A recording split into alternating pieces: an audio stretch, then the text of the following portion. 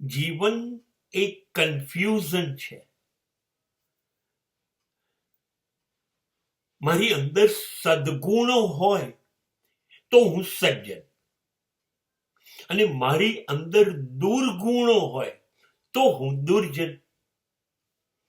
હવે માનવીએ જીવવું છે, જે એને શ્વાસ મળ્યા છે, જેટલા વર્ષો છે,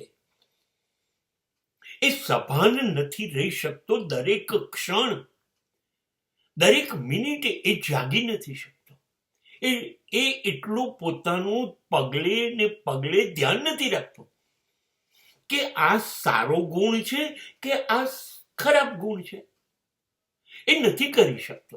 આપણને લાગે છે વાતો કરીએ ત્યારે બહુ સહેલું હોય છે, પણ જ્યારે વ્યવહારુ રીતે જિંદગી જીવવાનું શરૂ કરીએ છે ત્યારે કોઈ એક જ રસ્તાઓ ઉપર જીવ્યા હોય એવું નથી બનતું, નથી બની શકતું, નથી બનતું, ક્યારેય નથી બનતું.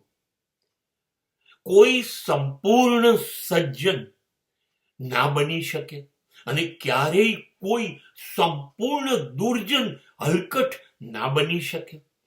કોઈ એવો માણસ નથી જેનામાં કાયમ જિંદગીભર બધા સદગુણ જ હોય, અને એવો માણસ નથી જેનામાં માત્ર દુર્ગુણ જ હોય.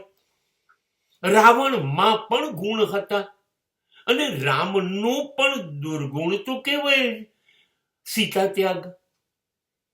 માટે કોઈ સજ્જન કે કોઈ દુર્જન કાયમી નથી.